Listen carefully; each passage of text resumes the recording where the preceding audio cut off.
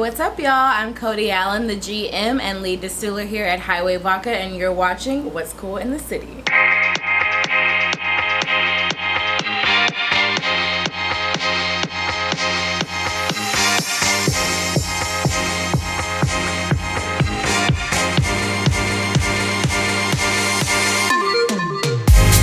What's up, guys? This is Adrianna Cool, and this is another episode of What's Cool in the City.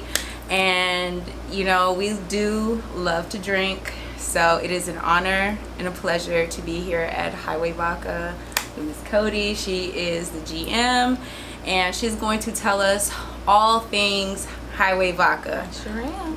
Talk to me, girl. So tell me about this business. I've heard of it, I've sampled it, and I'm just really excited to be here. Thank you. Please tell me all about the world of Highway Vodka. Sure. So my dad and my uncle started Highway Vodka about 8 years ago. They had a bar right where Turkey Leg Hut was, called Scrappy Brown's, and I was a bartender there. And it just kind of became one of those things where it's like, man, you know, they would want to drink at work, they're having a good time, and it's like they want vodka because they don't want stuff that's gonna be, you know, be sluggish and all that. And it's like, well, man, like all these vodkas here, like they're good, but I feel like we could do something better. That was kind of the thought process. So they, I mean, immediately got to work on it. Once they had the idea, it was like, all right, well, let's figure out what we can do.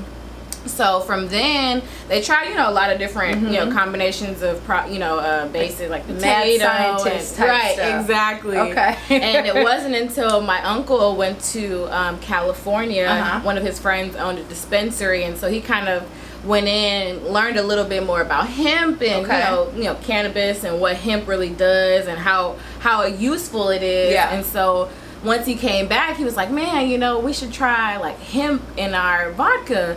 And so they played around with kind of figuring out what part of the hemp, you know, plant that they could use, and they found that the hemp seed was the most accessible. So they were like, all right, whatever. So they tried, you know, using the hemp seed, and it was like, it worked. It was better than the older batches that they had, but they were like, okay, well, that oil that I was showing you, they actually were taking all that off in the beginning. Oh, wow. And that was a huge, long process. It was messy, you know, so they were like, man, F it, I'm gonna just throw everything in there. They were just kind of being lazy, and they threw everything in there, the grain, the oil, the liquid, everything, and it ended up being the best product that they had ever made. And so that's pretty much how Highway was born. And when did your tenure start? So so I didn't start with distilling. I actually started, we were doing like promos at Specs and Total Wine. You know how they have those tastings, and so I was kind of in charge, and I mean, maybe that was like 3 or 4 years ago now. I was in charge of like finding promo girls, making a schedule, setting up the tasting. Yes, the grunt work, exactly.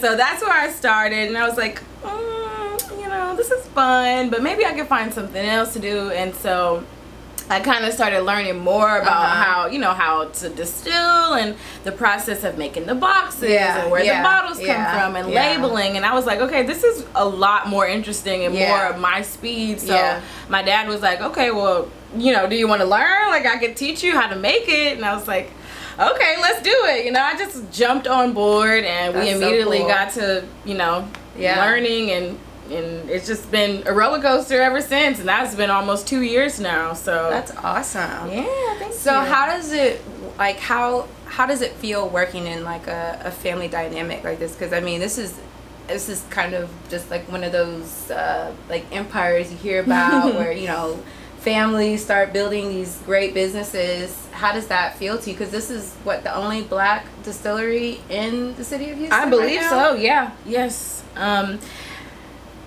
That's pretty historic. Yeah, it is. Like when you say it like that, I'm like, man, you know, that's really historic. And and then you have your own space where y'all can just kind of be little wizards of alcohol. Right.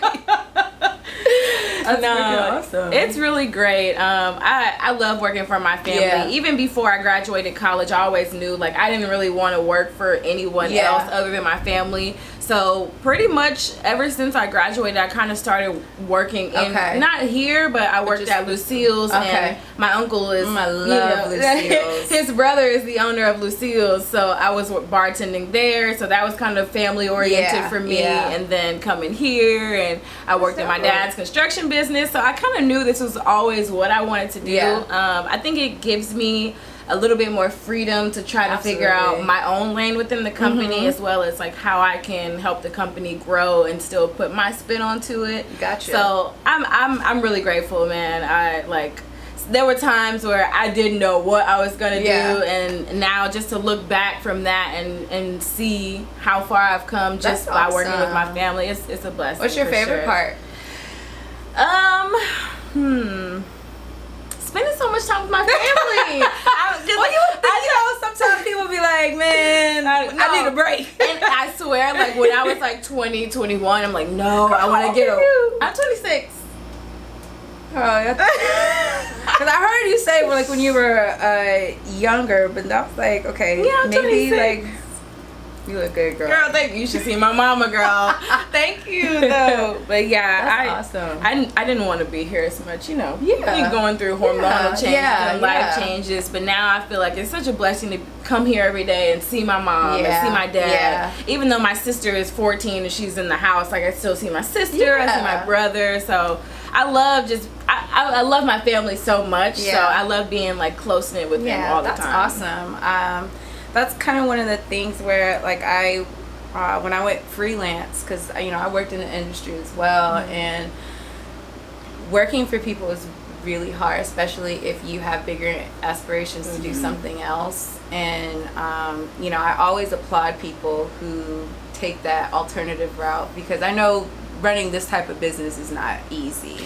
Yeah, it takes everybody having their own special role. It takes a village, like they say. So how do you handle the negative aspects?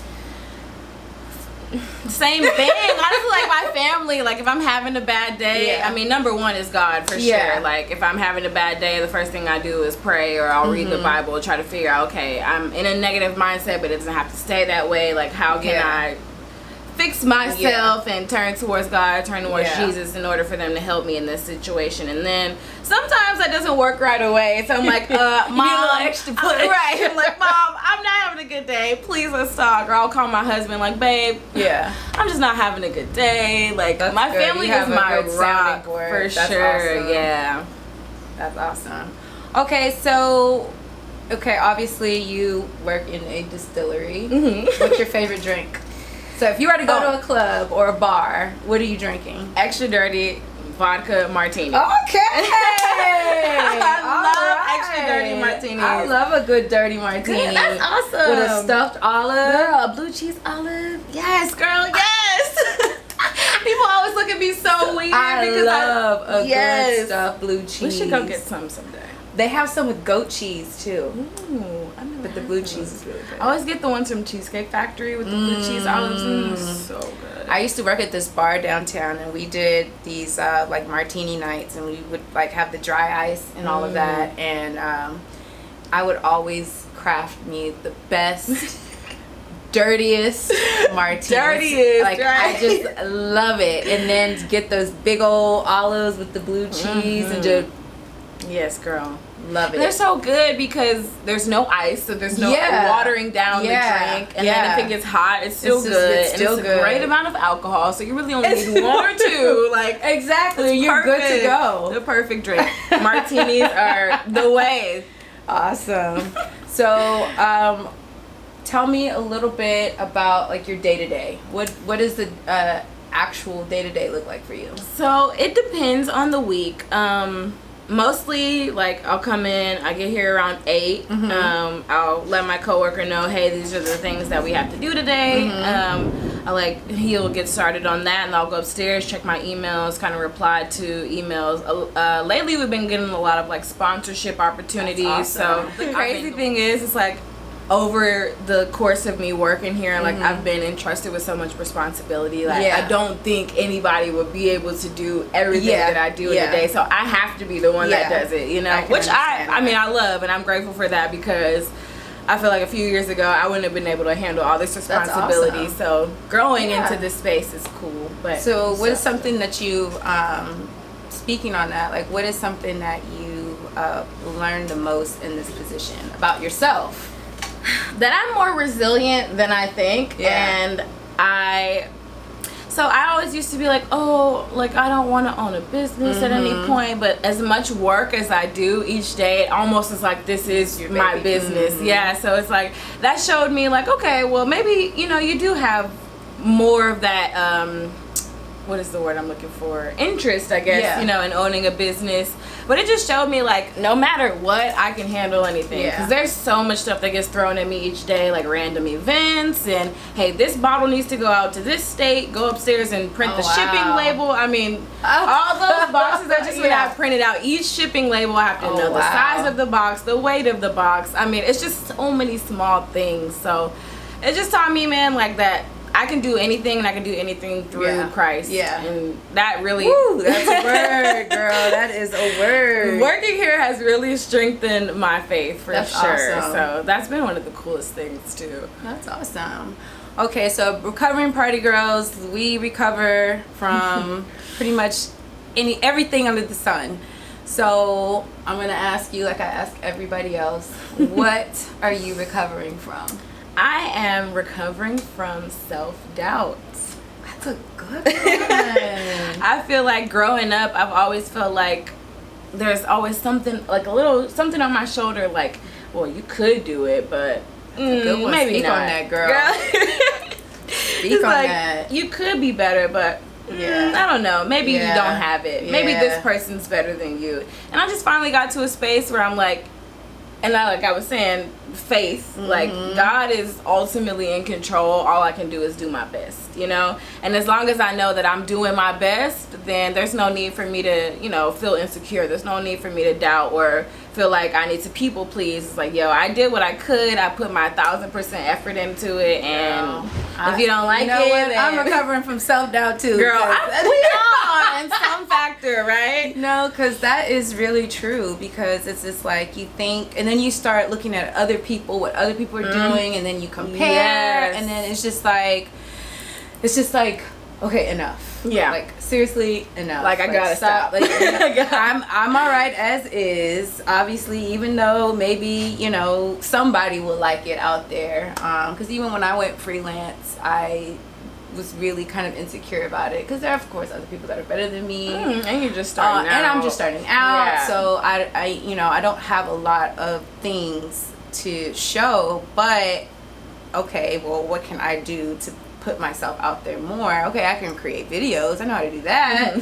You know, I have a solid personality. I know I can talk to people. So, you know, I can totally relate to that, because that self-doubt will keep you in the bed. Right, crying for no reason. When you can get up and find a solution to whatever it is. And I mean, you know, we all have bad days. Like, I wasn't having the best day yesterday. Yeah. But you get up, you keep trying, you put on a smile, and you just work through it. You gotta keep trying. Gotta keep trying. Because the enemy will always try to keep you down. Girl. Always.